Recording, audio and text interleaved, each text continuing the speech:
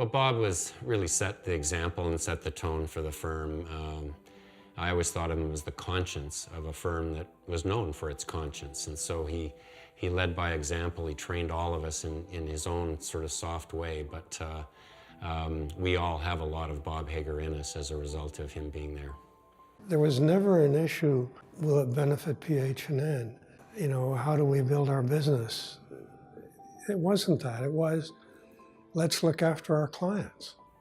There's a few things I remember about Bob the most, but certainly that comes to mind is his sense of fairness. I had many people in the industry tell me that our mutual fund fees, for instance, could be higher.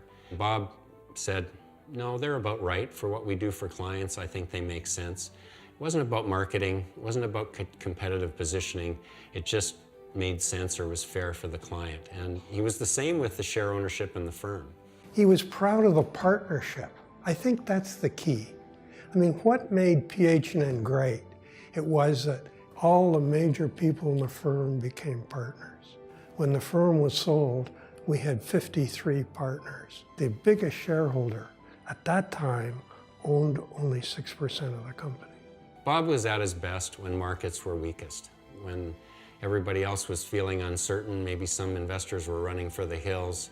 That's when he really shone. He had a sensibility and a trust in markets such that he could step up and say, okay, now's time to buy. Well, Bob was a little deceptive because he had a warmth to him and an easygoing nature, but he was intensely competitive, making notes on his slide deck and preparing for the meeting and getting his head into it.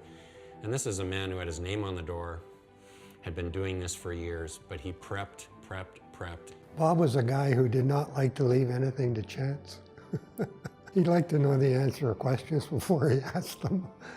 It's amazing over the years the Bob stories about somebody from a competitor, maybe even an arch rival, at a crossroads, needing help, going and seeing Bob and chatting and getting advice from him. So his influence certainly in the West was very pervasive. Inspired by a personal donation from Bob, the BC government approved a plan to cap the Mount Washington mine site, bringing the wild salmon population back to the Solom River. This is just one example of how he gave back to the community.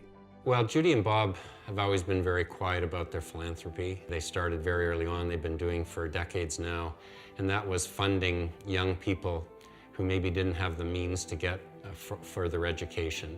And so there's many very successful young people in the country today as a result of Judy and Bob's backings. No name on a hospital wing or a business school, but very influential in the community.